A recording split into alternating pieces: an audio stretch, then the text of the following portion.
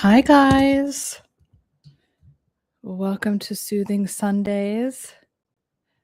I have a few questions. We're going to go over a emotional regulation technique to get you ready for the week. And I'm just pulling up my notes.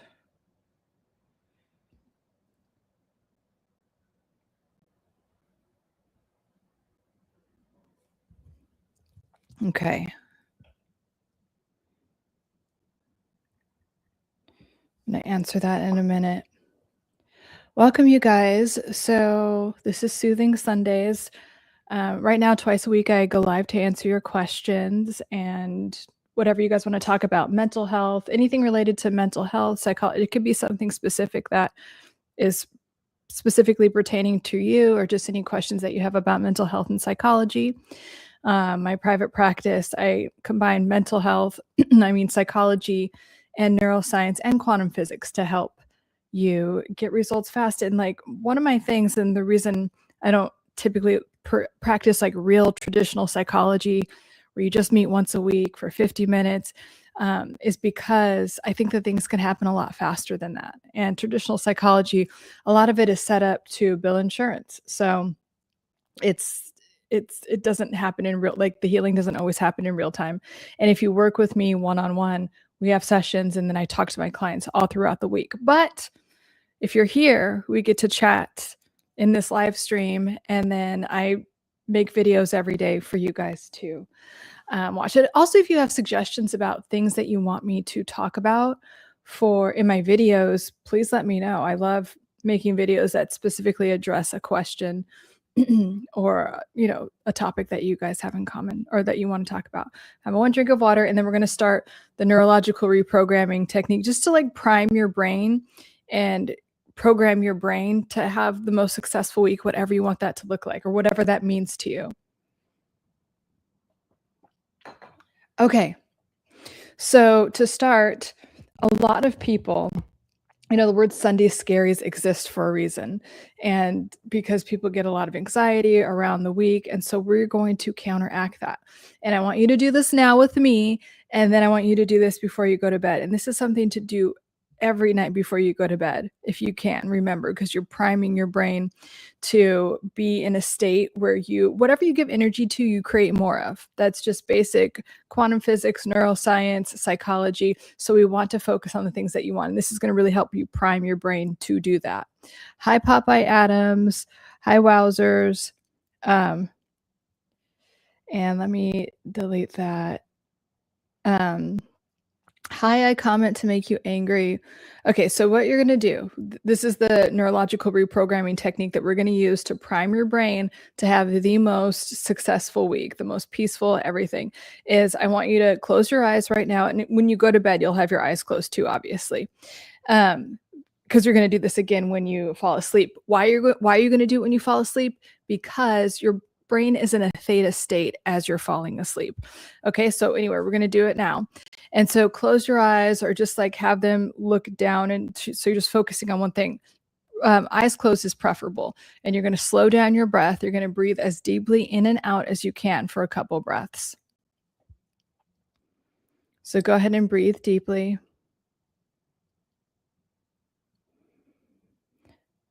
Okay, and then as you exhale, I just want you to think about exhaling all your thoughts away. It's okay if more pop up, but just exhale any noise, any mental noise out.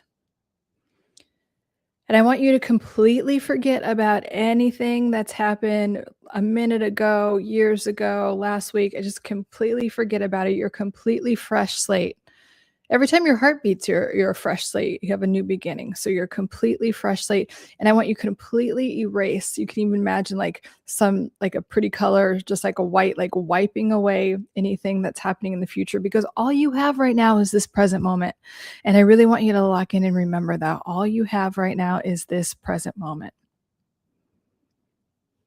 Okay. And then I want you to visualize, like if you're weak, if you woke up tomorrow and everything just fell into place for you, health, wealth, relationships, career, everything, what would that look like? And more importantly, what would that feel like? So you can imagine like what you look like in the mirror, what your bank account looks like. And I want you to visualize that with so much like peace, all of the feelings, not too much excitement or not in any type of like adrenaline state, but just like it's normal. Like, oh yeah, it's normal to have this health. It's normal to have this relationship. It's normal for my job to look like this. And it's just so nice and peaceful. That's where we want to get. So keep feeling into that, keep visualizing that. Again, if you woke up tomorrow and everything is just how you want it to be, your health, wealth, relationships, career, what does that look like? Your spirituality, all of it. And I just want you to give that a lot of energy because we give things that don't serve us a lot of energy. And when those intrusive thoughts pop up, I want you to exhale them away. I want you to use your breath to exhale them away. Every time you exhale, you lower your cortisol. So I want you to exhale that away. Okay? And I want you to keep breathing into that. And then I want you to add another layer and just be super grateful. Thank you. Even if it's not happening now, I know your ego mind, your inner critic's like, that's not happening now. And we have to do this and we have to do this. Let it go. Exhale away your inner critic and come back to the visualization and the feeling of having whatever it is that you want, of everything falling into the place of, oh my gosh, yes, that finally came together. Feel into that, visualize that, breathe into that. And what you're doing is you're creating a new feedback loop. You're creating a new neural pathway by doing that because you can't have something in your life if you're feeding a feedback loop that is the opposite. If you're feeding a thought, that's the opposite. If you're feeding a pattern, so we're creating this feedback loop. And get excited for the fact that you're creating this new feedback loop for yourself. Isn't that great? Yay. So continue to focus on that. And I want you to saturate your mind with that. Anytime you are, I don't know, wondering, like if you're watching a commercial, you're at a stoplight, you're going to remind your brain to come back to this visualization and this feeling, this peaceful feeling associated with it. And then just say, thank you. That's my new reality. I love it. I love it. Thank you. Thank you. Thank you. So we're just so grateful for it. And also gratitude is one of those feelings that whatever you give gratitude to, you get more of. Okay. So it can counteract fear. That's why it's so important, because fear just creates things that we don't want. It's really a really counterproductive thing to do if you think about it. We were talking about that last week. Okay. So I want you to do that. If you just joined, I did a neurological reprogramming tool that is one of my favorites. I use every evening. You want to use it as you're going to bed. Thank you, thank you, thank you. Visualizing and feeling into that. And then if you could remember to do it when you wake up. And, once you start reminding yourself, you could start by setting an alarm, but your brain will automatically go there. Now I'm to the point where like I can hear the words thank you when I wake up. So I want you guys to get there. And my clients do that too. Like once you train your brain, it's like, oh, what am I thankful for? Oh, I'm thankful for this. I'm thankful that that's going right. Boom. That's what we want to do. Doing it, locked in. Good. Hi, Peter. Let me see the comments. Okay. Hi, Lemon Edits. Hi, The Expansionist. How are you? Hi, Jojo. No, you're not. You're right on time. We were just doing a neurological reprogramming tool. So if you're watching this, or if you missed the first part, just watch that. It's a really important tool to do. You have to train your brain. Your brain is so powerful and it will create whatever you focus on. It really will. That's why I'm always reminding you guys. It's like, oh, if you're saying I am this, okay, that's what you're going to have. And I strongly encourage you guys to identify strongly with any emotion that you don't like. I'm sad, I'm depressed. You might be temporarily feeling that. All emotions are energy in motion. So you're going to vacillate in and out of them. So I'm going to start with the first question that one of you guys had. And I have a lot to say about this because I've been here and I'm very passionate about this topic that's related to narcissistic abuse and just stressful situations in general. So my health has been deteriorating fast. Within 1 month, my blood pressure is high, and even meds is high, even with meds, and it's hard to control. Blood sugar is high. Heart has been having sharp pains. The culprit cortisol hormone, aka stress hormone. I work out every day. 80% of my diet is fruits and vegetables. No alcohol, no smoking. Root stress. I've been cheated on after 19 years with over 10 men. Yes, my wife did that. I mentioned in a comment, I'm ready to move on, but my health is not good. She continues trying to manipulate me, using my kids. She's acting like a victim, using me as an excuse for her betrayal, which is something that narcissists do all the time. So they really do not want to take any accountability. They have the ability to take accountability, but they will refuse to anytime. So this is, if you are going through something similar, please know that you're not alone. Like, they won't take accountability. And because narcissists have so much guilt and shame, that they use other people to offload their guilt and shame onto. So that's what they're doing right now, is to make you feel guilty and like try to manipulate and control you by like what you were just talking about, trying to manipulate me. And they use the kids. They weaponize children all the time to try to control your behavior and make you not counteract any of their what they're saying at all. So and we don't want the kids in that situation. If there is a way to distance the kids more and more, it's because it's really hard on the children and their psyche and nervous system as well. She's acting like a victim, using me as an excuse for her betrayal. So yeah, they're the consummate victims. I want peace. Good. How can I relax? How can I find such peace I desire? I do, and I don't want to be with someone else. I don't want to be hurt. Of course you don't want to be hurt. So before you can be with someone else, let's detox from this situation, because a huge mistake that I see a lot of people make is that they're like, oh my God, I got out of the situation. And they think something outside of them is going to solve all of their problems, and like usually another person. But if your nervous system is running like this and you're in an abusive relationship like this, your nervous system is primed to attract another narcissist. So hi Steve, I'm happy to help you drop your question. And so yes, I'm streaming from my computer, and I talk a lot about narcissistic abuse, psychology, and mental health. So anyway, so this is very common. And so that's the first thing I would do. Like, the first step, and I talk about this a lot in my course, is that you get to focus completely on yourself. You're not in place to be in another relationship. So I want you to decide, like right now, that you are in an era of complete self-care, of completely taking care of yourself and focusing on you and what's most in your kids, like what's most important to you, and having a good, healthy relationship with them. But I want you to put yourself first, because I am sure that you haven't been, because narcissists, they find people that they know will like won't put themselves first, where they can be like the center, and like they can just steal their people's energy in that way. So you probably have some type of dynamic in there, and that is part of your personality. And that usually comes from a wounded place. Like, it's nice to be generous, it's nice to be caring, but when you're sacrificing yourself and your physical and mental health, that's not okay. So I want you to first decide, I'm going to completely focus on me and my health. And then doing, again, like breathing techniques. I know it sounds so basic, but breathing techniques and breathing on a regular basis the right way and deeply is a wonderful way to lower your cortisol levels, because your body right now is like, I bet you didn't even know this, but you weren't even breathing properly half the time. And then your shoulders were up here and you're breathing in like the shallow part of your chest. So I want you to drop your shoulders down, do things to relax your jaw, and breathe deeply. That's the first thing that you're going to do.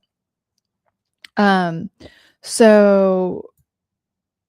then so the second, your blood, so all of these things, you have been, what happens is that like your mitochondria, like on a super like cellular level, like your mitochondria is damaged. And so, but it can be reversed. I want you to know that all these things can be reversed. Like, I've done it before. I've had I was so stressed out that like my biological age, which you can measure, was like 10 years older than I was. And now it's 10 years younger than I am. So these things can be reversed. And I want you to hold that in the forefront of your mind that I am reversing this damage. Okay, I allowed this to happen and now I'm aware of it because sometimes things have to get so bad for you to be like, okay, I need to put myself first. I need to like really get out of the situation. So, and like a mitochondrial damage, so the mitochondria in the cell is like what gives your body like energy and when there's damage, it's just from cortisol levels being really high. And so and like your DNA literally gets damaged. Like that's why you could get like premature wrinkling or just wrinkling or just your age accelerates because it's changing your cells. Again, this can be reversed. So another good thing to do, I'm going to talk about like actual like on a cellular level what to do and then on a psychological level what to do. And also, like I was talking about, our friend Carl Jung, the most famous psychologist in my opinion, but like very famous, he always talked about the fact that everything that you want, so if you want to like receive something, if you want something healed, it happens on a spiritual, aka energetic level. So we have to know that and hold that. That's why I'm telling you to frame your mind as like, I am focusing on me, I am healing myself. Even saying I am healing, okay, like you have this damage that happened. I want you to now focus on the fact that I am healing. I'm healing. I'm reversing all this damage. I'm reversing my age. I'm healing my body. That's all you're doing right now is you're healing. And then I want you to say, I'm thankful for my health. I'm thankful that my health is radiant and restored, right? So that's why when you're sick, don't say you're sick. Say, I'm so thankful for my healing. I'm so thankful for my health. I'm so thankful that my health is radiant and restored. That's what I want you to remember. And then also meditation is going to come in really. And like if you're not a meditator, I want you to try for 1 minute. And then I want you to try for 2 minutes. And you can literally go on this app. I have some meditations on mine. I'm going to add a lot more to it, but you can you go on an app and like do a 1 minute thing, 2 minute, but I want you to work it because that is such a good way to regulate your nervous system. And by the way, it doesn't have to just be in the morning or just be in the evening. Those are excellent times. I do recommend that, but you can drop into a meditation, set your timer for 60 seconds, 2 minutes, and breathe. All you really need to do is breathe and then exhale away any mental chatter. If you can train your brain to do that, then you have more power and control over your energy and your nervous system and therefore your physical body. So I want you to remember to do that. Okay. So those are the two things. Hi, Mr. Bell. And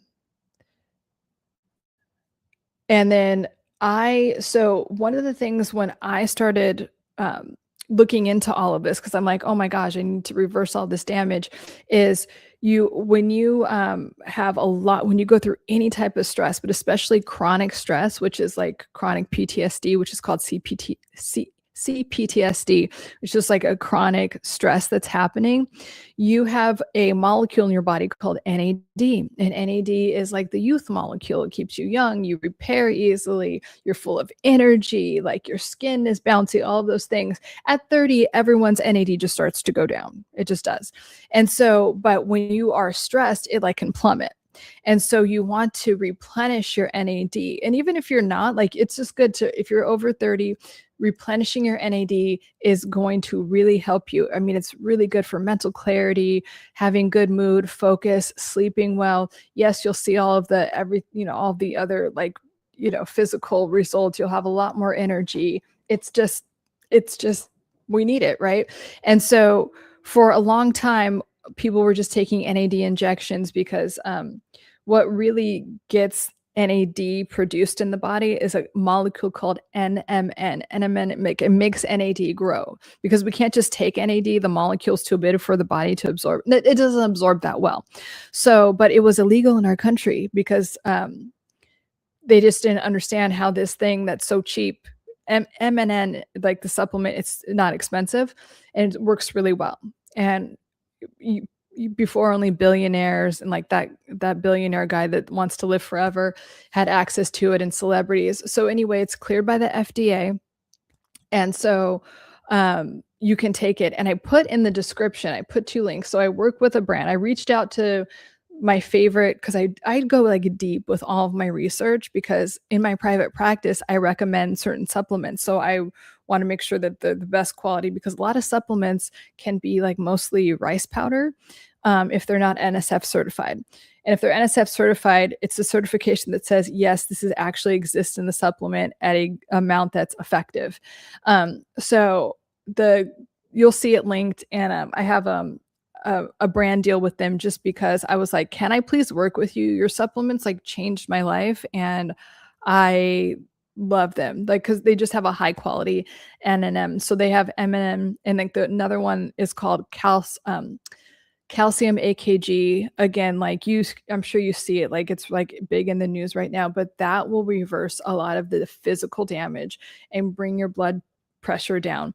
But and that's just on the physical level, but I want you to pair that with the psychology behind everything that I'm talking about and really taking this time to, because you have all of this stuff stored in your body.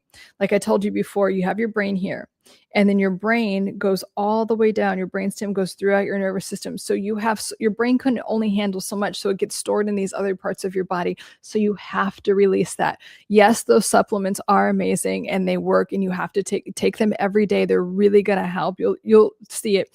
NMN starts to work within 15 to 30 minutes in your body. It starts to like upregulate NAD. It's amazing, and I love it, and I think everyone should take it, and especially if you have gone through a stressful and abusive relationship. Absolutely. But you have to do the spiritual, psychological, energetic work, whatever you want to call it. You have to do those things together because I don't want you attracting the same thing. That's a big thing. Like people get out of these relationships and they're like, oh my God, I found this new person. And then that new person, lo and behold, maybe they weren't an overt narcissist, but they were a covert narcissist. In case you don't know, a covert narcissist is a narcissist that they're not like the Donald Trump, like all ostentatious and everything. They're in like, braggadocious and all that. But what they are is like, oh my God, I'm such a victim. And they have all these superficial relationships. They're usually very generous in a superficial way. And everyone likes them. They're just like, oh, I'm the little victim. And then they act just like a narcissist once you get to know them. So I don't want you, I see that a lot. When people don't do the inner work, when they skip that step, they start attracting another narcissist. So, and another thing that I recommend for this, to get rid of a lot of stress, is to do that inner child work. There is somewhere in your past where your relationships mirror wounding that you haven't healed. So somewhere a caregiver, someone treated you like your wife is treating you, or there was some type of betrayal. You had some type of betrayal where you were told that you could not, or you did not deserve, and you weren't worthy enough of being like held in a supportive, loving, safe relationship. You learned somewhere that relationships weren't safe, that you didn't deserve loyalty, that you didn't deserve like stability. There's something in there. And so if you can find that aspect of your childhood, and we don't need to rehash anything, we just want to release and heal it. Like all real healing is about a release. So can you release it? This is why if you're not working with anyone, start journaling. And if you really hate journaling, you have to like talk out loud, like talk to your chat GPT. That's the only other thing I could think to do, but you can't keep this suppressed. Otherwise you're going to keep having these physical symptoms. So I think the best thing to do is work with someone. Like all of my clients, they still talk to their chat GPT, but they're working with me. They're talking to me every day. I do think I'm not trying to plug myself. Like you can work with me or someone else, but do that. Or take my course. I do talk to my course students, not as like intensely as like my one-on-one, but like you can take my course and we could connect there. But you have to release this out of your nervous system. Okay. And so you have to do those things, and you have to journal, and journaling is painful sometimes. That's why people are like, oh, I'm not a good journaler. You probably are a fine journaler. You probably part of you, your ego that is just trying to protect you is like, no, don't do that because it'll be painful. Yes, it will be painful. It will be hard and you will cry, and that's okay. We want that energetic release. Otherwise, you're going to stay in victimhood. Otherwise, you're going to get in these toxic relationships, or even worse, you get out of the relationship and then you start gaslighting yourself, and then you start talking shit about yourself. We're not doing any of that. We're ending the cycle. That's what all my work is about. We're ending the cycle, and then we're starting something better. Your life is an evolution. Okay, it's a leveling up. It's an ascension. That's what you're doing. We're not declining. We're not staying in victimhood at all. Let me check the comments. Let's see. So just started reading. Oh, good. Hi, Peter. You just started reading Letting Go. Thanks for the recommendation. First time reading that stress is internal. Yeah. And I was surprised. Assume stress is caused by external factors. Oh, no. Stress, everything like stress and trauma are internal and they're subjective. So something that is stressful to you might not be stressful to someone else. So, and that's what, like, whatever you see as stressful or traumatic or triggering in some type of way, you have a physical reaction to. So yes, it's internal. And that's what's so empowering, actually, is that you can be in a situation that used to trigger you, that used to be very stressful, and be like completely, totally unfazed by it. And that's why I always recommend box breathing. So, the Navy SEALs box breathing is 4 inhales in, hold, 5 to 8 exhales out. But the Navy SEALs do that because they're in these stressful situations. They put them under all of these different things, and they practice box breathing, and it makes them able to be like laser focused. So they're breathing this whole time in the background while they're doing this like very stressful thing that would completely dysregulate someone. So that, and like, people don't, there's a lot of industries that don't want you to know how powerful your mind is, but you have that super power to, like, if you can use and like reprogram your mind in that way, yes, something that's stressful won't be stressful. And then you could release these old things. They just start to come up. A lot of my clients, like, and let's say you don't want to journal, you're not ready for that, to do that on a regular basis, even though I highly recommend it. Start implementing some of these techniques like breathing, or if you want to do the EFT tapping, just look up EFT. It's like a very simple pattern. You can do that. And but that's what I was gonna say. When you do those things, like sometimes I'll just have clients do that, and then they're like, oh my God, I just don't care about that anymore. It just doesn't bother me. It just left, right?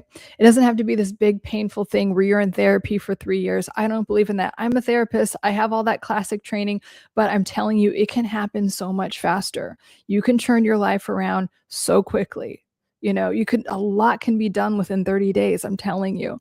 And is that good for like the medical industry or like billing insurance? No, but it's the truth.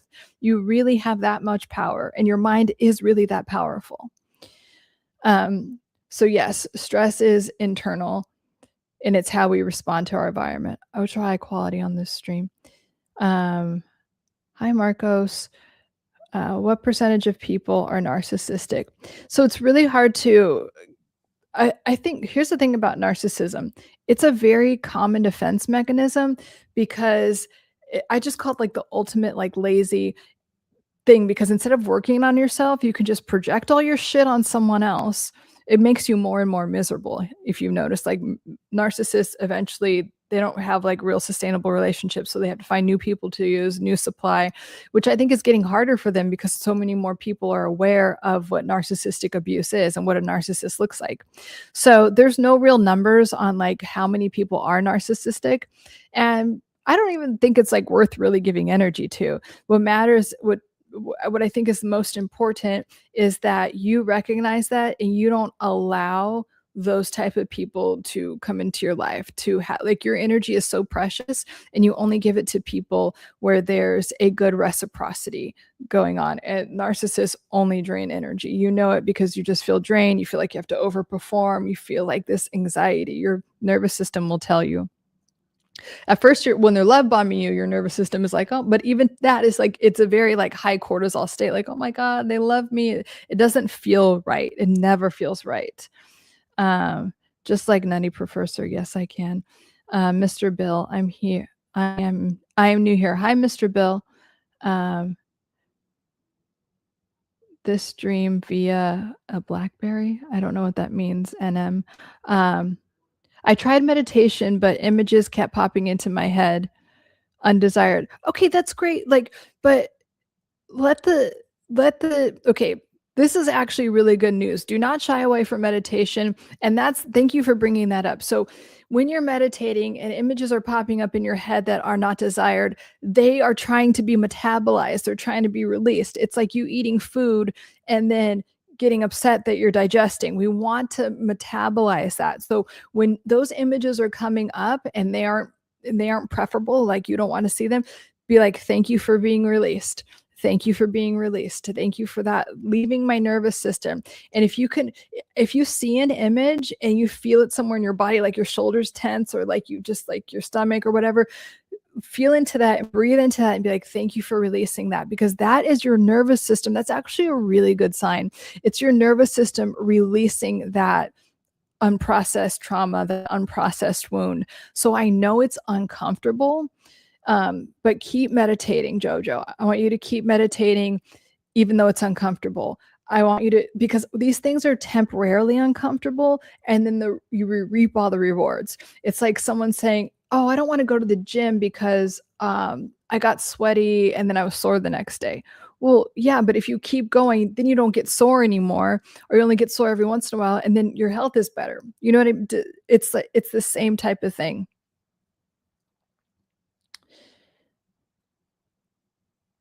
Okay. Images of, and that, you know what? That makes sense, Jojo, that you would see that, but I don't want you to hold on to that, because if you don't release the images like that were popping up, like it's actually, I know it sounds crazy, but it's actually a good sign that those images were coming up, and I want you to release them. And if you have a higher power, like that you call God, universe, whatever your higher power is, thank your higher power for releasing them from your body. And like your higher power can do whatever they want with it, but it's just, you were just allowing it to release, because the traumatized part of you, the ego that only knows the past, your ego, your inner critic only know the past, and they cling to the past, and they repeat the past and repeat the past and repeat. So if you stuff the image, or you're like, oh, I don't want to do this, then your ego's like, yeah, let's hold on to that. But if you can release it, so when you're in that meditation, release it and allow yourself to feel whatever you need to feel. Maybe you need to feel angry. Maybe you need to feel sad. Like let those emotions be energy and motion. Let them go through you and not hold on to them, please. Lauren, bye.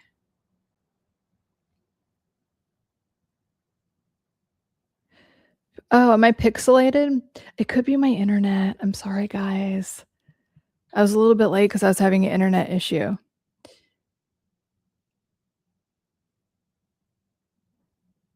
Okay, well, let me know if you guys can hear me. I'm really sorry about that. Pixelated potato. Let me know. I mean, I could try linking it to my phone if it's really bad. Sorry about that, guys. Anybody?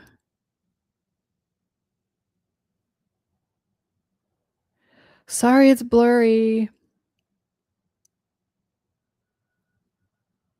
Unfortunately, physical habits are hard enough to stop, even harder with unhealthy, unemotional habits. You talk about reframing. How do I get disciplined to do that consistently? I'm the worst self-criticizer. Okay. That's good awareness, Peter, because yeah. So there's a lot in what you just said that can be not only just reframed, but you are identifying with what you don't want. So unhealthy habits are hard enough to stop. No, they're not. You believe that they're hard enough to stop. So you're saying, hey, I'm Peter and my unhealthy habits are hard to stop. And that is your ego and your inner critic saying like, oh yeah, it's too hard. It's too hard. It's really not. You can make a decision to drop that at any moment. You can. Do you know that you're that powerful? Your mind is that powerful? It's not that hard. But your inner critic and your ego that's trying to keep you small and stuck in the past is saying that's really hard to do, but it's not. So we have to change that core belief. If you want change in your life, your core belief has to change. You have to change who you are. Like I talked about in psychocybernetics, like his whole thing was like people that he was a plastic surgeon. He's like, sometimes people get plastic surgery and they became this whole new person. And then they like every part of their life got better. And then sometimes people got plastic surgery thinking that like, oh, I'm going to do this, but it's not going to be better. And then they got that result. And he was like really surprised. He's like, people, like whatever they believe, like they become, you know? So this is a perfect example of that. I need you. I'm inviting you, Peter, to change your belief system about what you think is possible for you. And you have to, even if it doesn't feel natural at first, whatever, like, let's take this first one. I want you to be like, hey, I'm Peter, and physical habits are easy for me to change because I have that much power over my life. It's really easy. And emotional habits are easy for me to change. It's just that simple. Like you can decide at any moment that you want to have a different, like, okay, maybe my baseline state was anxiety and depression, and now my baseline state is peace and joy. I feel, if I'm not peaceful, I just feel like joy every once in a while. Those are my baseline states. That's it. Um, and then how do I get disciplined? You decide. So the how do I get disciplined part is, and I think this might be helpful to you, is like we have unconscious addictions to certain feeling states. And it talks about that in Letting Go, how we're unconsciously addicted to sadness, or just because we've been feeling it for so long and we have a trauma around that. And so part of the brain keeps circling back to that and circling back. But if you can bring that into consciousness and be like, hey, I'm like feeling this emotion on repeat. I'm feeling this negative, whatever, this thing that's holding me back. Or I constantly feel like this, or I think this about myself. And it's actually not serving me to think that way. I wish I could think this way about myself, that I'm just healthy and that I have loving relationships. It starts with your core beliefs about yourself. So no matter what, your core belief is, you need to change it, Peter. And again, writing this down, write it down in a journal, but also write it in your phone. My new core beliefs are this. That's my baseline. This is no matter what. Like the best thing or the worst thing could happen to me, but my core belief is that I'm a healthy person and that I have healthy emotional and physical habits. Does that make sense? The difference there? And yeah, like it does feel like you have a little bit of an addiction to criticizing yourself. And that typically comes from, and I've been there. Trust me, I've been there. That usually comes from like a caretaker constantly criticizing us, and like narcissistic caretakers do that a lot. Okay, you can hear me perfectly. That's good. Thanks. Okay, good. I'm really sorry about the pixelation. I hope it goes away. If it doesn't, I could try streaming from my phone, but I don't know. That could be risky. Now that she cleaned up the street, I take back my comment about her being crazy, like done. Okay. Yeah, and like, I mean, and that's another thing, like it's clear now. Okay, good. Yay. I mean, I don't know. But sometimes my internet is weird. Anyway, so does that make sense, Peter, what I was saying about that? And it's just like, and trust me, I know I'm simplifying it because it is easy to make that, it is simple and it's easy to make that shift, but the ego wants us to think it's difficult. The ego wants us to think it's impossible. I wrote a few, or I didn't write, I did a few videos about this. Like there's this one influencer, or there's probably a few of them, but there's this one influencer on TikTok especially, and he's always like, yeah, it's simple, but it's not easy. It's simple. Like, why would you continue to tell your brain something is simple but not easy? It's simple and it's easy for you to do. Whatever you want to be, do, or have is simple and easy for you. I want you to say that to yourself. Your ego, the part of your brain that's always trying to sabotage you, wants you to think it's so hard and this is out of your reach and you could never have that and all these things. And those are just old messages that you got from an abusive person, an abusive caretaker, or someone in your past that is not true. And you get to say that to those thoughts. That's not true. It's not true at all. And actually, this is my truth. My core belief is now that I am a healthy person.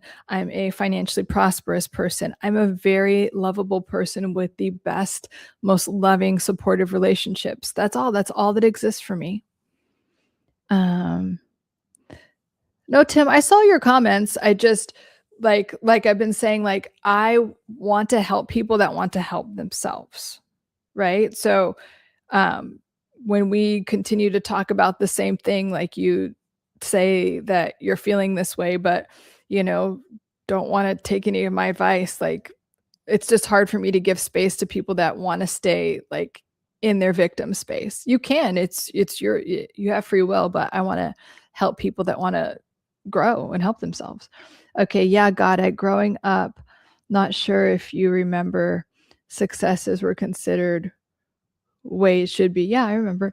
And any stumbles were scrutinized. Yes. So I will read the book, and the book we're talking about is Letting Go. Need to learn to let go. Yeah. And we all have things that we need to let go. And also reframing that. Like, you can tell, Peter, this is a perfect example of where inner child work comes in, and it's called family systems in psychology. But you go to that version or versions, however many versions are of yourself, and you tell that little 8-year-old Peter, like, you know what? You are amazing, and like you get to be loved and supported and validated no matter what, whether if you got an A or a C on that test, or no matter, you don't always have to be high performing. And also, let's celebrate your accomplishments and celebrate you have to like go back to that version of you and give yourself everything that you wanted as a child. So that's where it's called inner child work or family systems work.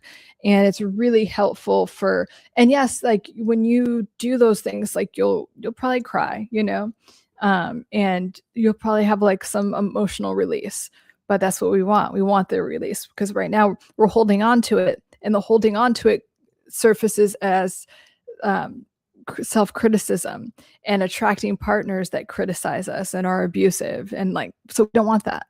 So we have to release this. That's what all like healing really is. It's a release. It's a release of things that are negatively impacting us. So how do I get rid of an addiction that I get judged for? Well, I want you to get rid of an addiction because it's uncomfortable for you. Anytime you really truly get over an addiction, it's because you have to do it for yourself. So to get over an addiction, you have to, one, it's important to realize like instead of just being like, I'm getting rid of this, that doesn't work. You have to look at what is it that you're trying to numb out to. And usually, because addiction is about not being in the present moment. It's the inability to tolerate the present moment, and you have some feedback loop running from some wounding in the past. So if you really want to do it right and let go of it, ask yourself, like, what is this addiction trying to suppress or numb out? And it could be intimacy. Like, a lot of addiction is to just block intimacy. It could be from being seen. It could be from fully being loved and supported. It could be so many things. So it's worth looking at. And then I want you to ask yourself, Jordan, like, what the why is. Like, why do I want to give up this addiction? Because do you? A lot of people relapse because they don't want to, or don't feel like they're worthy of it. Like, getting really clear on your why for anything that you do, but giving up an addiction for sure. I'm gonna have a drink of water. Okay. Great. Yes, you do. Good. I'm happy to hear that. So yeah, so getting really clear on that. And then I mean, it depends on what the addiction is.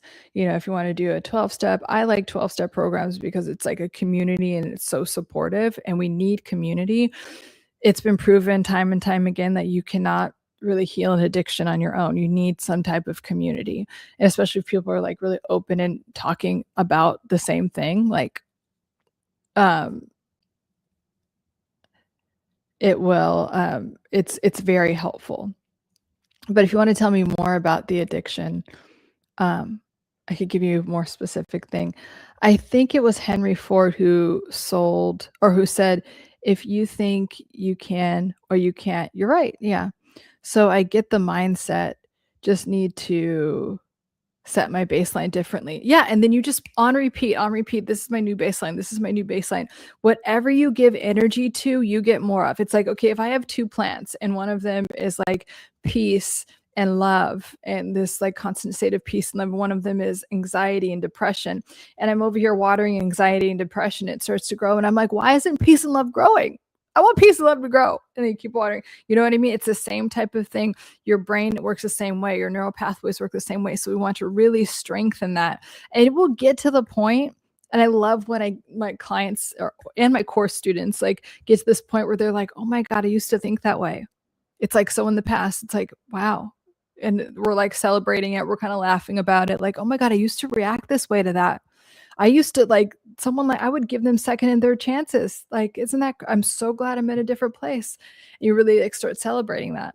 And that's why another one of the techniques I like to use is like, for instance, if you have anxiety and depression, you just start to say, oh, I remember when I used to have anxiety and depression. I'm so glad it's not me anymore. I'm so glad I'm just like chill and like, I get to be so much more productive and like present with the people in my life because I'm not anxious or depressed anymore, and I give a lot of love to that version of myself, but that's not me anymore. So just the I remember when technique.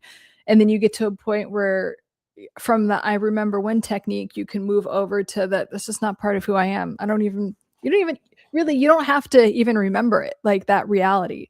I share some of my things with you to know that, you're not alone and everything. But even on a regular basis, I don't really think about it. It doesn't even seem like part of my life anymore.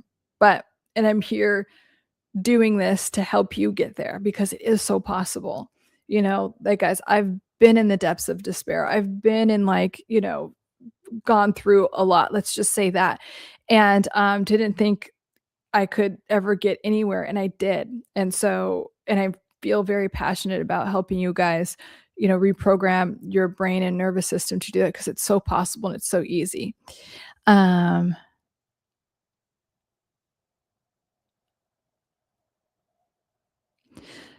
can't help that I type the same things over and over again and I feel the way that I feel.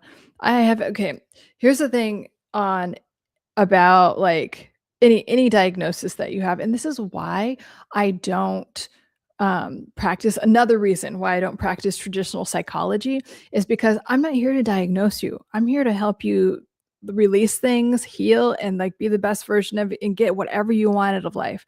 But like a lot of times when people have diagnoses, like they identify with that, or like even with their like freaking astrology. Oh, I'm a Cancer, I'm a Leo, I can't do. No, if you decide that's just another form of victimhood. I've been diagnosed with ADHD and I've been diagnosed with a lot of stuff, and I never use that as an excuse.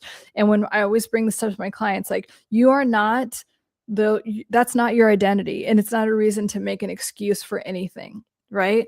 And and actually that's something that narcissists do a lot. They're like, well, I can't because I have this and because of this, and like, so it's your fault. No, you take full responsibility for your life, and there is not any reason that you have to stay in victimhood because you've been diagnosed with ADHD or anything else. And people use ADHD to their advantage. I mean, I do. Like, I don't even identify with it. I think it's overplayed, and I think it's a way for the medical industry to just medicate people and have them consume things like drugs that they don't need. But like, I'll wake up, I'll start making my coffee, then I'll like decide like that I'm putting on my workout clothes, have half of my workout clothes on, go back to making my coffee. Oh, answer an email, realize I have one sock on. You know what? Everything gets done. Like, so, I have the dishes, like everything's like, whatever, it gets done. So, and by the way, like anyway, I have like, I do what I do. I have clients, and even though I've been diagnosed with ADHD, which was really just a trauma response. Like, my brain couldn't focus as a child, had to focus on all these things and be hyper aware. So often ADHD is just a trauma response. But when I'm with my clients or when I'm teaching my course, I am locked the fuck in. So that's why I know it's a trauma response, and it is for most people. Most people use it as an excuse for things, and we are not here to use anything as an excuse. We all have challenges in life, and those challenges are there to refine and strengthen you, and you could even, be thankful for them one day. If you can share, can you give me an example in your life or something you witnessed how someone successfully navigated, changed their baseline? Oh, I could definitely, I mean, everyone in my private practice and my core students, I'm very proud of all of them. So I'll give you from my personal, well, and I have one client that she was like, tell my story to everyone. So I'll give you two. So my client came to me, she had a defibrillator. She was like super big party girl. She's like in her mid 50s now, like had all these like freaking wild stories, and like would drink every day and then smoke weed. And then she had been on like she could not sleep. So she was on every sleep medication, like alcohol, like anything she could. Totally cool person. But she's like, okay, I have tried every medication. I have a defibrillator that I want to get rid of. It's not cute. But she's like, I know that it's in my mind. She's like, I've literally tried everything. I've tried every like drug. And she's like, I want to work with you and clear my, whatever that means. She used the word clear your mind. I'm like, we can reprogram your nervous system for sure. Let's do it. And so, but she was locked in, and she like really understood and knew how powerful her mind is, and that like, her mind was creating these things and her mind could cure them.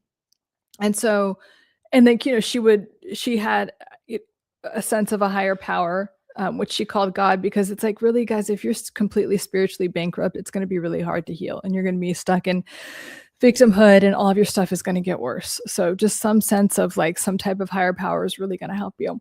But we did she just completely locked in on her new identity. So we did identity work. We did the breathing work. She was good with journaling every time something came up. And then anytime like she needed to process something, she would I was working with her individually. So she would text me, and like, she was very like, I'm going to process all this. I'm going to release this. And she was so dedicated.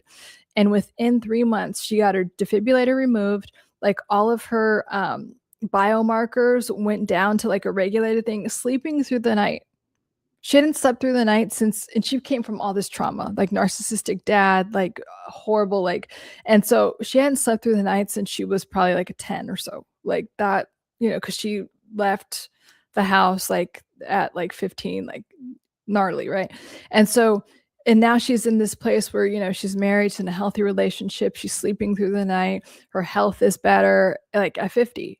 She never thought that would be possible. And like, she's like traveling. Oh, and by the way, she had all this anxiety around traveling that completely vanished. She's like, I'm getting on a plane like it's nothing, because she really locked in, and it did not take that long. And she didn't go on no medications. She got off all of them, which also helped her health.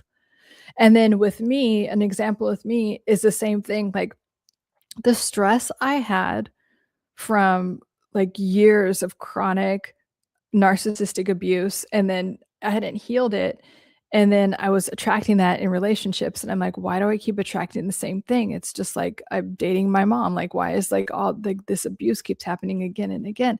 And so I had to like really sit down, and like inner child family systems work really helped me, and it was very temporarily painful. Like there was a lot of like crying and a lot of releasing in that way. And then coupled with what I was saying, and I put those links to like I started taking those supplements that, increased all the NAD, because I was depleted. My NAD was completely depleted from this cortisol, like living in that cortisol state for so long. So I reversed my biological age. Like I just got it back to where it was supposed to be. And then it started to, get like younger, because my NAD levels are so high now. And you could look up David Sinclair, like all of those, he knows all the science behind it. But so, and I completely got rid of all those relationships, friendships I had like that, and all of my biomarkers went up, and which was the best. And like, I also was not sleeping. I couldn't sleep for more than 3 hours a night. And now I sleep like a baby. Like I sleep very, very well. And it doesn't take a long time. I was working with a therapist that's like, oh, you're going to need to do this for years. I really didn't need to. That's why I'm so passionate. Like a lot of, not to say anything, but a lot of psychologists are my clients, and a lot of them don't know what they're talking about. But a lot of people trust them because they have a PhD. I don't know, but I'm just telling you. Okay. Let's see. So again, if you're new here, I create this space, this safe space for you to come in to answer your questions, especially if they're personal. Don't write any fucking stupid comments. Like, I'm gonna erase them, or I'm gonna block you if you write some like sexual, like, why? Like, fucking get a life. Like, actually go on my channel and watch my things, like, and watch my videos, and so you could fucking get a life, so you're not on here writing things that are inappropriate when I'm on here using my time to help people, right? Like, please, like, don't be a loser and like write stupid shit. Um, okay. Okay, and it's not an excuse, I have ADHD. Okay, but you were using it as an excuse. You said, I'm just this way because I have ADHD. And I'm saying that no matter what your diagnosis is, no matter what you've been through in life, and I've been through a lot of shit, and I've had clients that have been through a lot of fucking shit, and I've been able to get through it. And I remember being in such like the depths of despair, and like, and I mean, my passion has always been psychology, but I'm like, oh my God, if you get me through this, I will do everything I can to help as many people as I can. Like, please, like, because I didn't even know. I don't even, and this is why I'm saying, like, your higher power, God, like, is operating at a different frequency. Dr. Carl Jung talks about this. So you have this limited, perspective on what you need to do and everything. But if you can just allow God to help you and come in, that's what people call miracles. That's what people call, oh my God, divine timing or whatever. It's like, God's always there waiting to help you, like at an instant, but we get in our way and we just have like doubt and fear will block it. So I just got to a point where I was like, please just help me and I will help everyone, like everyone that I can.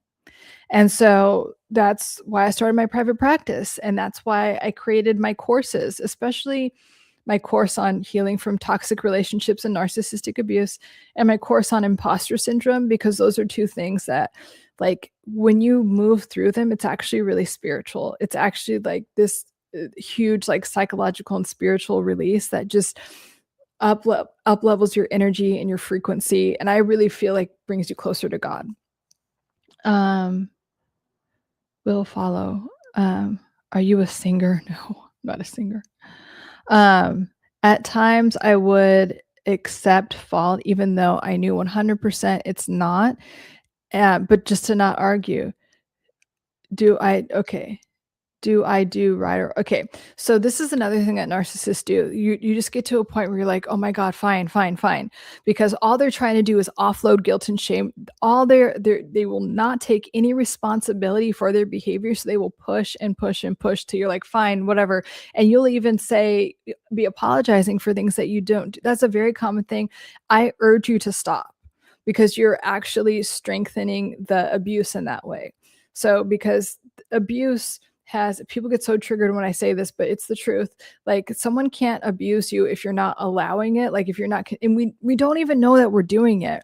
And I've done this before too. Like, okay, fine. I just, if you've been following me for a while, I talk about my ex relationships, and one of the exes, I call him Angry Midget because he was like short and like very angry, and so we just nicknamed him that. So and he would just accuse me of things, and I would be like, fine, I did it, even though I did not, but I would just be like, sure, just because you get so exhausted. And so and this is a form of draining your energy. I would very much urge you, Jojo, to take your power back. And if you just look at a narcissist when they're doing this, any type of abuse, because that's a form of abuse, if you just look at them and then walk away, all of the guilt and shame will come back to them, and they will stop. Like, every time you just don't react, because they want a reaction. They want a reaction, and they want to offload their guilt and shame onto you. So if you don't do it, and you don't have to fight back with them, because that'll be an exhausting thing, you just don't say anything and walk away and remove yourself. And that's true for you guys that have narcissistic or toxic personalities at work. You just do what needs to, like, if you have kids involved, you just take care of the kids and take care of yourself and walk away. And that is going to be very counterintuitive because you're going to want to fight and you want to, you don't take any responsibility or admit to doing anything that you did not do. And I know that's going to be wild at first, and she's going to have a hard time with it because she's used to, offloading on you in that way and not taking responsibility in that way. Start right now. You don't have to make an announcement or anything. You can just either say no, but I would just recommend not saying anything and walking away because she knows. She knows. These narcissists that act like though they really believe, no, they don't. And I know that because if you accuse them of something, they get all triggered, like if someone told me I was like, that I look like Conan O'Brien, like a tall redhead dude, I'd be like, what? No, because I don't, there's no trigger there. So, yes, do not take on any of her bullshit or anything that she's trying to offload onto you. Okay, BK Advocate says, my problem is getting hung up on the past and things I can't control. Not a good accentuating the positive. Okay, so let's reframe that. You're getting better at accentuating the positive. Your brain has just been so used to focusing on things you can't control in the past.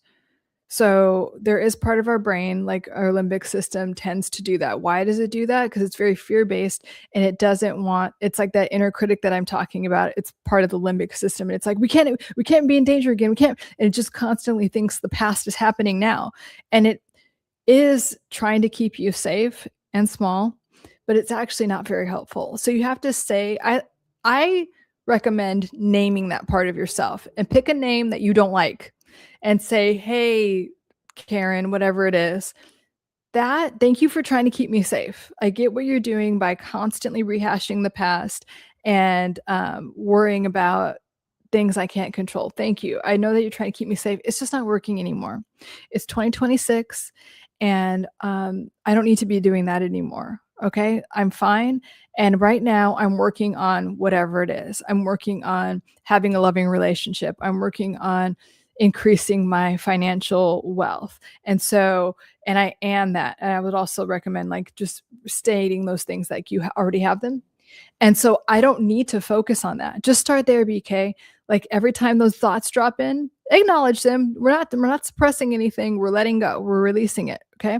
So it's like, okay, and I don't need that anymore. I don't need that anymore. And then with things you can't control, again, if you have a higher power, ask God to take over. Ask God to help you with that. And like really lean into that. Sometimes we have to have these moments of being in the complete depths of despair to realize how real God is in your life and how God actually cares about you just as much as everyone else. Because I've noticed that, and this was very true for me and a lot of people that have been in abusive situations, is that there's this unconscious or conscious belief that like God loves everyone and is taking care of everyone except me. And that applies to everyone else except me. And it's a really lonely and sad place to be. But if you can bring awareness to the fact that you have this false belief and that you're actually as loved and cared for as everyone else, just like God is actually defined as like just pure love for everyone equally. So you can say that, like you can remind yourself that. So again, BK, we're just strengthening a new neural pathway. We're just strengthening, like I was talking about with the plant analogy. So if you have a plant called hung up on the past and worried about things I can't control, and then this life of love and prosperity and peace or whatever it is, you keep watering that plant and you're like, why does it grow? I want this one to grow. And you keep watering it's like, why are you growing? So it's like you have to water, and it's going to be hard at first. It might feel hard because the ego wants you to think it's hard. Again, it's not. You have that much control. But even if you have to like physically like be like, okay, I'm going to pivot here. I'm going to pivot here. That's why you've seen that intervention where some people have like a wristband to like snap when they're thinking a bad thought. It's just to help them create the new neural pathway. So whatever you need to do, if there's a sound you need to make or be like, okay, or like delete that, move over here, whatever it is. I talk about the brain being like a computer. So we're actually on this operating system of worrying about the past and being hung up on things you can't control, things like that. That's an old operating system. It's glitching, it's not working, it's really outdated. So we're going to uninstall that and we're going to download this new program. And it's called Peace, and it's called focusing on things that bring me joy and elevate my life, and that so whatever we give energy to, we get more of. So can you focus on that, even if it's just like 2% more than you did yesterday, and then another 2%, and then you're focusing on what you want at 7% by Wednesday? Can you focus more and more and more and more and more? Because we have to create those pathways and weaken those. We're going to let all of that die by neglect, and soon you'll be a person that's like, you know what? I used to be one of those people that's always hung up on the past, and now I'm like, great. Um, anyway.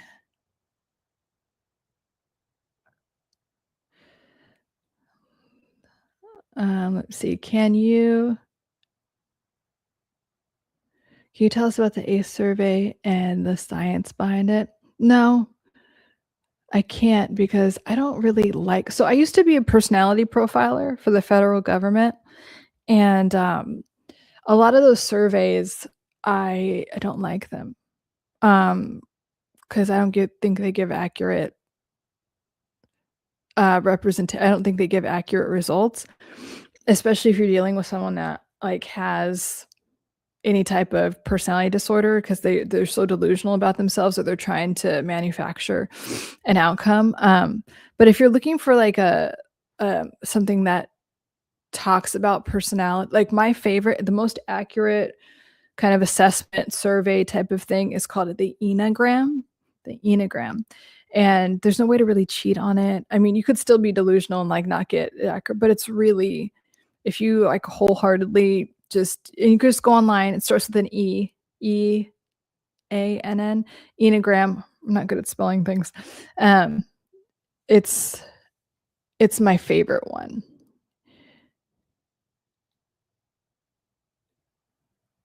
Okay. What's happening? Let's see. Sorry. Can you say why you took the NAD? Oh yeah. I love talking. It's actually not NAD. It's NMN. So NMN, it just got FDA cleared because the FDA was studying, because they're like, how does this work so well? And it's inexpensive. But what NMN does, it's a precursor, and it builds NAD in the body. The reason that taking NAD just by itself or getting the injection, the cells are so big, so it's hard for your body to absorb.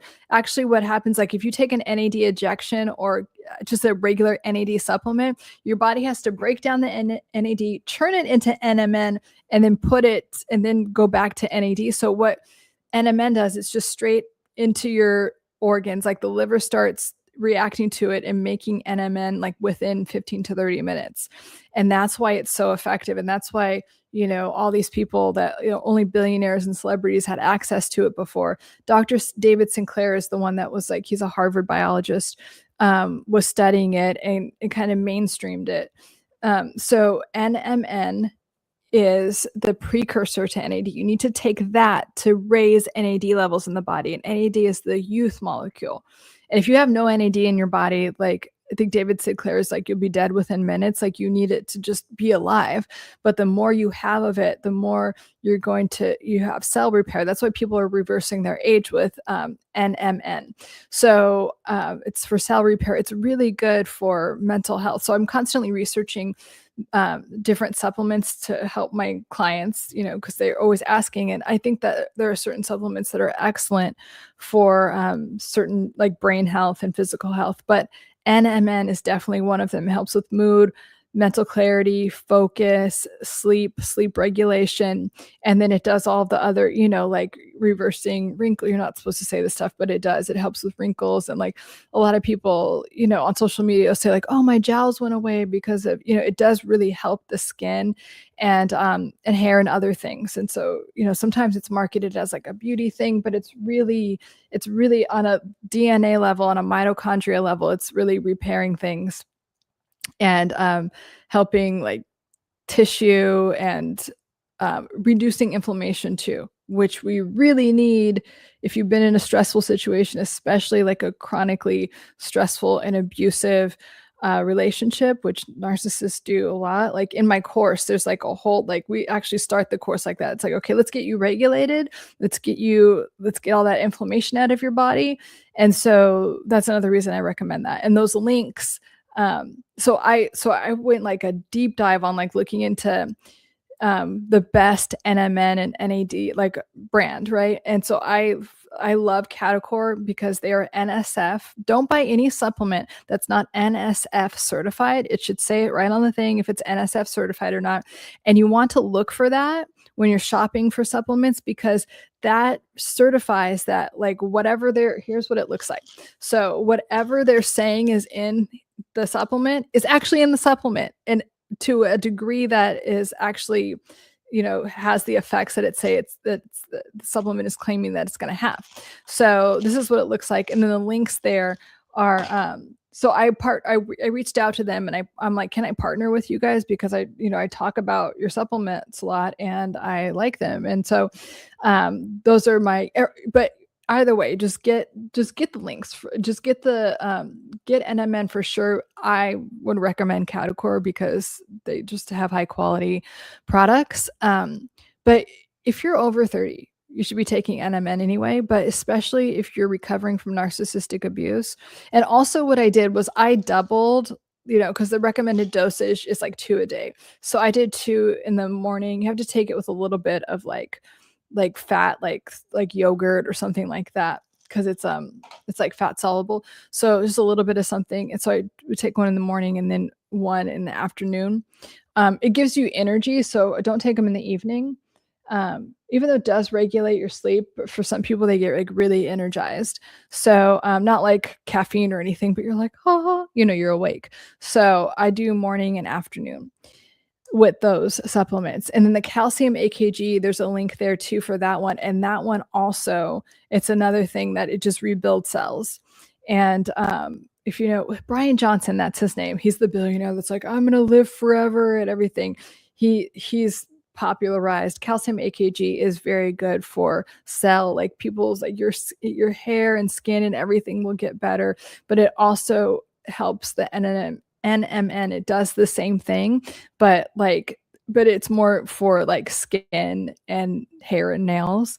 And it's paired with biotin sometimes because biotin does the same thing, but like on a deeper level. So but again, it's repairing DNA that's been damaged, calcium AKG. So those are the links for those things.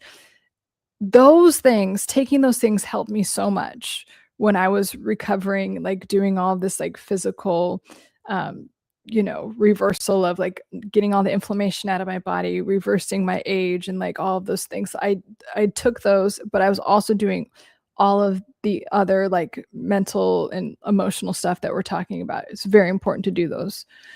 Amen. Let's see.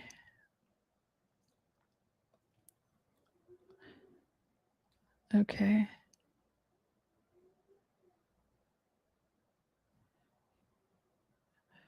Oh, come on. I thought this was going to be a logical stream, not religious. I'm not religious, by the way. I'm not religious. So, again, the most famous, in my opinion, psychologist, Dr. Carl Jung, that, we still like all of psychology is based on, told us that, we are limited, like fear-based people that are, just can only see and like kind of stay in their disease and never grow, think that they can just solve it with this or this pill or whatever. But he said that everything that you want and everything that you want to heal has to happen on an energetic level first. It has to happen like which means like within your mind, like you have control. But yeah, connecting with whatever you call your higher power is definitely going to help. But it has nothing to do with religion. And like if you are religious, more power to you. I'm not religious, but I do understand like spirituality. I do understand what I call quantum physics, but it's all the same thing. It's talking about what energy is. And some people get it and some people don't. So, I hope that you get it one day because your life will be a lot better. You have a master's degree in psychology. I'm not peddling religion. Like this has nothing to do with religion at all. Um, and that's why I say when I talk about like a higher power, you can call it God, you could call it universe, you could call it source. I don't care what it is, but you have to know. I mean, like that is what when you're mentally thinking about something, that's where that comes from. This um the master key talks about this. The book The Master Key, I highly recommend. It talks a lot about that. Let's see. Is hacking mental health? Yeah, I just ordered it. Cool. um Thank you, Miss Bunny. Thanks, but I'm a he, not a she. I don't know who's calling you a she. Nobody is reversing their age. You can actually change. I'm talking about your biological age. You can like there you can this is all you can look. This is public information. Like you can with if you have if your NAD levels increase in your body by taking NMN, you can reverse your biological age. Um or yeah, have it reverse. Um that's oh gosh. Okay. If you have any other questions about mental health, psychology, please let me know. Take what with black pepper? There are certain things you do want to take with black pepper because they'll absorb better. It's true. Peter, you just said about acknowledging your feelings versus suppressing, expressing them. How do you do that in real time? Okay, letting go, we'll talk more about that, but like suppressing them is like what I was talking about, that example of like seeing an image while you're meditating and be like, nope, no, no, no. That's suppressing, that's avoiding it. And letting it go is like just realizing, letting it be there, feeling the feelings associated with it without judging or anything, just like, oh, I'm feeling sadness come over me right now. Oh, I'm feeling loss come over me. And if you could just sit there and observe it, it will go away a lot faster, actually, which most people are afraid of, which is why they're suppressing it. But if you could just release it. And then the other important thing to do is like, okay, I'm feeling sadness. Can I locate in my body where I feel, and maybe you can't, and maybe you feel exactly where it is, but if you can feel it in your body, that's great. And then it's like, can I release it from there? Just by taking a deep breath, letting it go, releasing it. So, and then just decide, I'm releasing this emotion. I can feel this, but I'm not going to carry it with me anymore. There's a big difference. Does that make sense, Peter? And you could do that. You should be doing that in real time. You know, I have times where I'm driving and I'm like, oh, I'm feeling that. You know, and especially if you're empathic, you might be feeling something that's just around you. And so it's like, oh, is that me or is that something else? Do I need to hold on to this? Okay, I could let this go. I could let this go. And even with good feelings, you could feel the good feelings, but sometimes addiction can come from I only want to feel the good feelings. I only want to know, like let all emotions are energy emotion. So we want to feel them and want to release them. Last time you talked about male female energy. Do you employ different techniques with men and women? Yes, for specific things. Men initially are more resistant to address emotional issues. Sometimes that's not true with all men.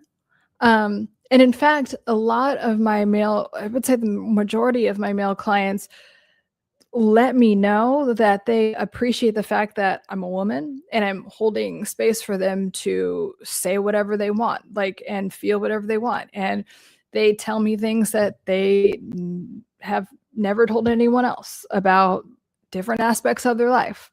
And so, and I do appreciate, I love holding that space for all of my clients, but I do think there is something that feels very comforting about like if someone is the opposite sex that's holding, especially if you had like mother issues and like there's me like as your therapist holding a safe space for you. So but and in terms of like what I think about, so no matter if you're gay or straight or whatever, like there's masculine energy and there's feminine energy.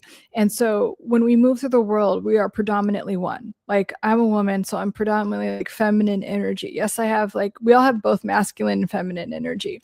But when you are in these abusive relationships, like you become emasculated if you have like a predominantly masculine energy. If you're a woman, you're your feminine energy goes away, where you're just like always on guard, like you just feel and look haggard. You don't feel like you can just relax and trust. So I help people balance like their feminine energy if they're a woman, or masculine energy. So and when we're not in the energy that we're supposed to be in, it does feel off. You feel like emasculated and low, or you just feel like you don't feel like feminine. And what also is terrible about this is like, let's say you're a woman and like you don't feel feminine because you're just constantly being emotionally abused, and then the narcissist will be like, oh, you're not like cute or sexy, or like, why is your hair falling out? It's like, well, because this relationship is stressing me out, you know? So but yeah, and it's so different with especially my individual clients. Like it's so tailored to you, you know? But yes, like masculine and feminine energy are different. And a lot of times when someone's coming out of a abusive relationship, I'm helping them get back fully in their feminine, or get back fully in their masculine, because, a lot of my male clients are like so emasculated. They're so like, oh my God, I'll just do whatever they say and da da da. And they just forget like who they are, they're this like actual masculine, like, strong energy. They forget that, because they had that drained out of them. People with split personality also have split abnormalities. Like, oh yeah, you're talking about dissociative identity disorder, which used to be called like split personalities, or multiple personalities, because it could be more than one. You could have like many of them, which is it's just a survival mechanism. It's really interesting how the nervous system can do that. It's actually fascinating to me. YouTube, not all psychology is based on, no, not all psychology is based on Carl Jung. I just think that um, he was one of the grandfathers of every other branch of psychology. A lot of things stem back to him and Freud, and his work is just so complete. Much of his work, I don't think his work is quackery. I just think that some people that think it's quackery don't get it. Like the collective unconscious, there is proof of that, and we do have that. It's like, and this is what I mean, like some people don't get it until maybe something happens, and then you get it. But if it doesn't resonate with you, then it doesn't resonate with you, and you could do something that does resonate with you. But again, it's not quackery. It's what a lot of psychology is based on, and this is how you can heal so fast. Like, this is why I'm telling you, you do not, like a lot of traditional psychology, it's like Freudian is like, oh, you need therapy for this amount of time, which is kind of like narcissistic. Like the therapist is like, I have the all know. And then with Jungian, it's like, no, the power is within you. Like, I'm not this all being like, you need me to heal. Like a lot of other branches of psychology kind of root from that. And Jungian psychology was like, you have the power within you. Something it powered you, and you get to have your power back, and it's within you. And if you can understand that, like beyond this like physical, it's like on an energetic, which is just your thoughts. Like your thoughts are energy. And so when someone's like, oh, the collective unconscious isn't real, that's like saying your thoughts aren't real. Well, how do I prove, like if I'm thinking of a copper cup right now, if I'm just thinking of it, how do you have proof of that? Well, it's your experience. Do you see what I'm saying? Like, that's why it doesn't make sense when people like try to, I mean, I just think that some people don't understand it, and that's okay. Thank you, BK. I love how you're intelligent.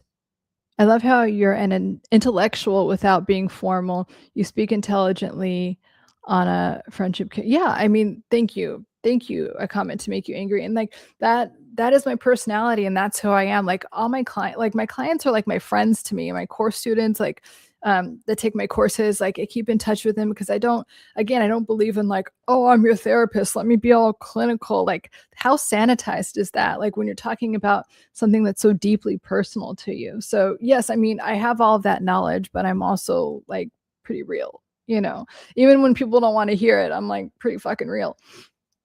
I know you have a lot more experience in terms of learning and addressing emotions. How do you feel, what do you feel is most challenging for you, and you seem to continue to learn on a day-to-day basis? What do I feel like is most challenging? for you. And like, I mean, things are different. Like at different times in your life, different things are challenging. And I don't even think of it as like challenging. It's just like there's different opportunities for growth, right?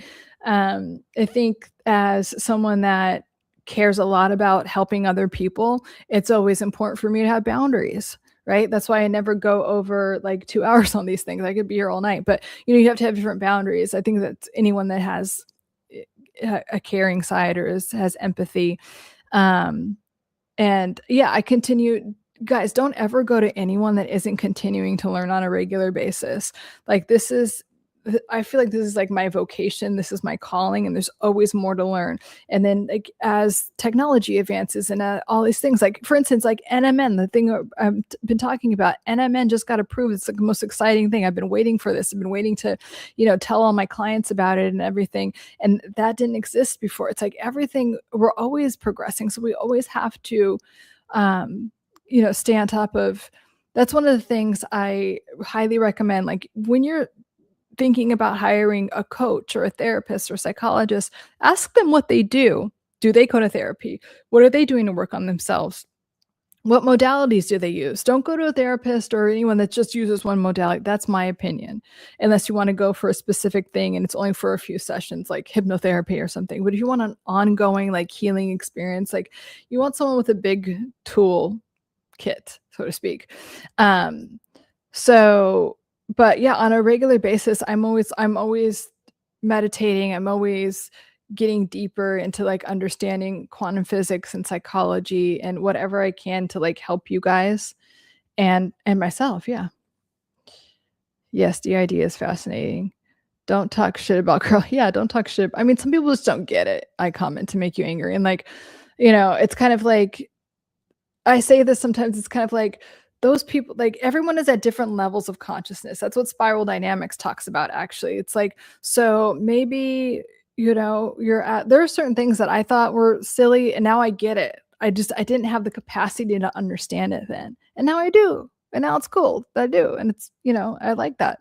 And so, but you just never want to be like closed-minded about anything. Like even if, someone's telling me something, a client might be like, okay, I'm going to do this. I'm like, okay, well, I don't know. Like, I remember when like, Ozempic and all that stuff first came out and a lot of my clients were asking about it. I'm like, there's not enough research. I don't know what to tell you. And still the research is still coming out. And so, but did I automatically like shut it? No, because I didn't know. And like, frankly, they didn't know either. But, you have to, I think that you're going to get a lot farther in life and get what you want a lot faster if you're like open-minded, like, oh, maybe I don't know everything about that. Maybe, just make informed decisions and be willing to learn new things. That's right. We still don't know where or how memories are stored. No, not completely. I mean, they are stored like they're stored physically, but like, yeah, this whole thing about like, oh, Carl Jung, because the collective, because you can't see it, like you really need to only see things in this 3D to believe, then you're a 3D person. And if you don't know what that means, look up 3D, 4D, 5D, 6D, and 7D, because those are different levels of consciousness. So some people are just like very on the 3D level, and if you're like in the 3D, what people call the matrix, you are very easy to manipulate and control. So I would think about expanding your understanding of things. That's my opinion.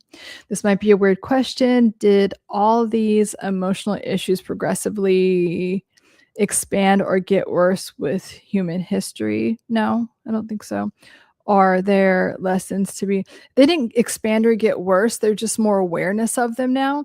And when there's more awareness of them now, I think they actually get better. Like all the awareness people have of narcissism, like narcissists are disabled because of that now. Like as in the past, especially what I hear from my clients that are in their like 60s and 70s, it's like you just dealt with those people.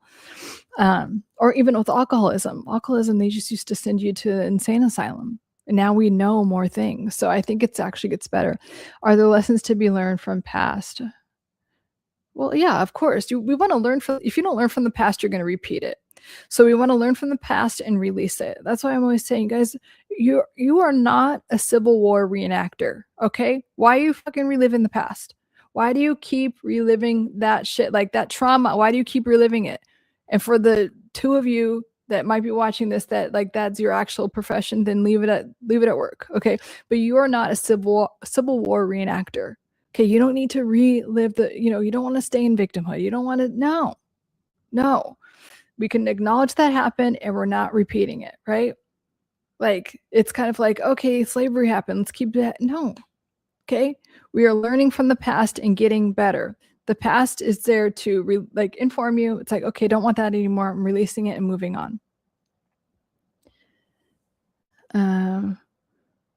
We'll ever be able, I don't know if we'll be able to record our dreams. So if you remember, my marriage is failing for first time. I'm self-reflecting and know I have a lot of work to do. I understand I can't change the past, but trying to stay present and work on. Yeah, that's what you have to do, is stay in the present moment and work on yourself, and release the past, but not repeat it. And, doing the inner work, working with someone. You could watch my videos on YouTube, but like constantly focusing on you is what's going to help. And yes, Peter, I do remember that like your thing was like there was a deep codependency thing. So you have to create new patterns and new neural pathways around not doing that, around putting yourself first. It's never going to go well if you're putting others first. You're going to keep attracting the same thing, keep doing the same thing. Speaking of big toolkit, 6-3. Oh gosh. All right, guys. That was a fun round of questions. So again, if you missed the first part of this stream, go back to that and watch or do that exercise. And I want you to go to bed doing that. I want that to be a nightly routine for you. Every time you go to bed, you're going to visualize and feel exactly what it is to have that. Like if your life was exactly how you wanted it. Okay. And you're going to feel into that like you have it. And I want you to say, thank you, thank you, thank you. And I want you to wake up saying, thank you, thank you, thank you.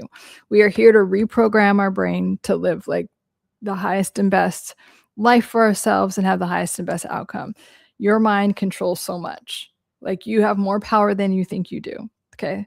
That's why, like, even in like different spiritual practices, if you are religious, I'm not putting down religion, I'm just not religious, but they talk about like the kingdom is within all of those things. It's because like your power is in your mind.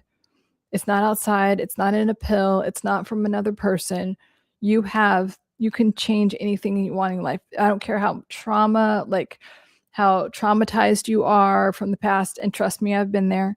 You can change it. And that's a big part of what I do, is because it's like, if I can heal from this, I know you can too. And I love watching you guys heal and level up and talk about your successes. It's so fun for me. Appreciate it. Do you have any tips to make journaling? Journaling is efficient. Okay. Do I have any tips to make Okay, first of all, my biggest tip is for you to journal and know that it's efficient and useful.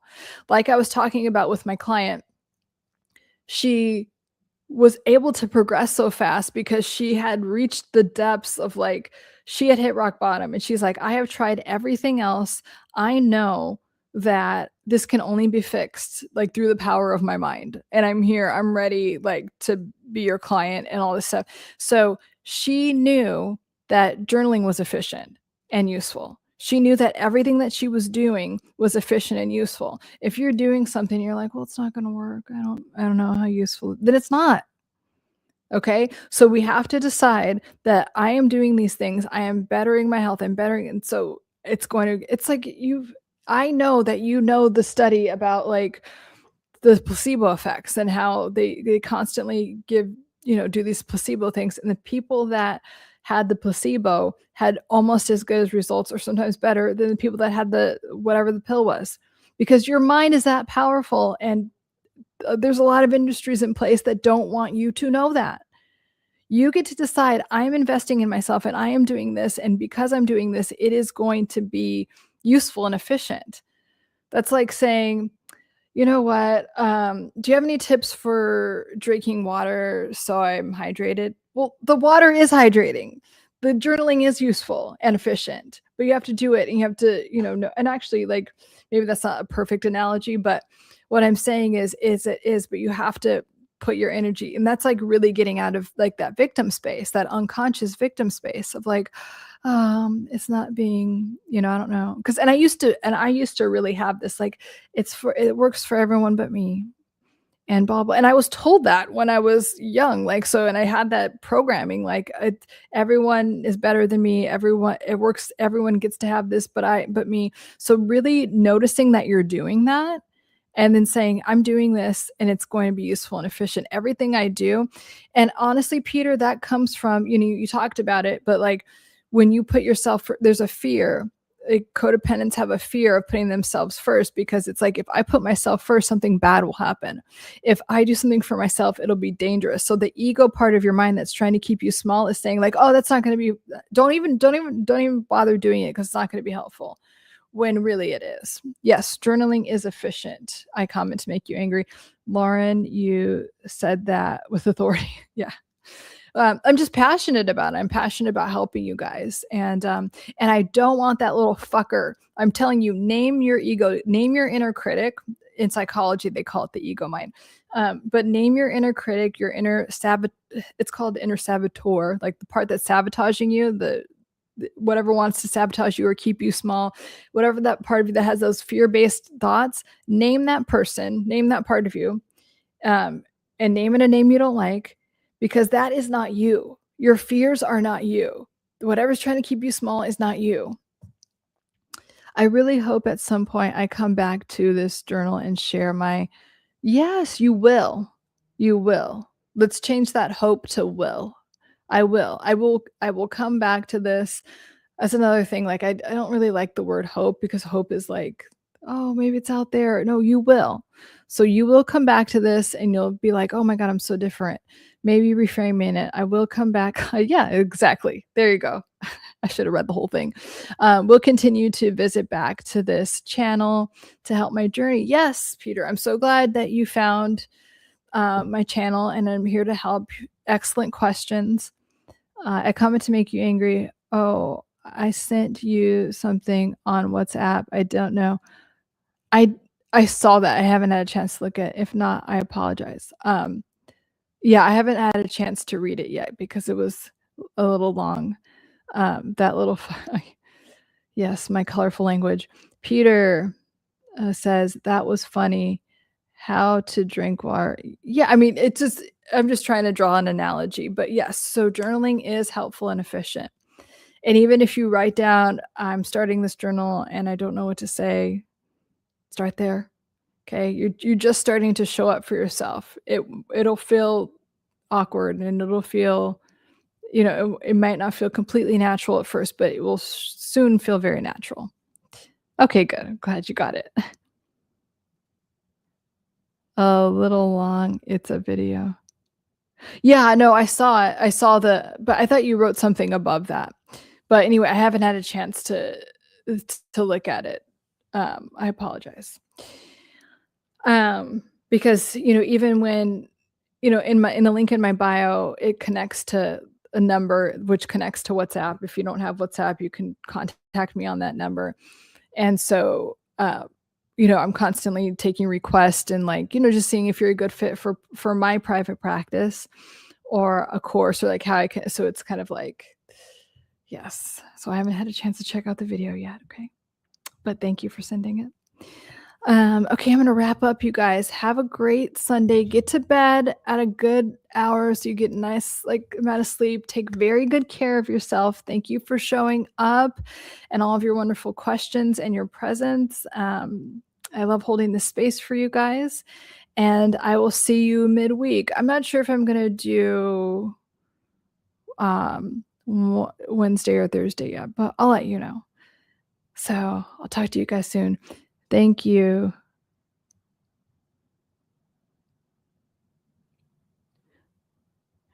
Oh, you're welcome. Yeah, but my next one will be either Wednesday or Thursday. Thank you so much. You're welcome. Later, guys. Okay, have a nice night. Do that technique I told you guys every night this week, okay? Love you.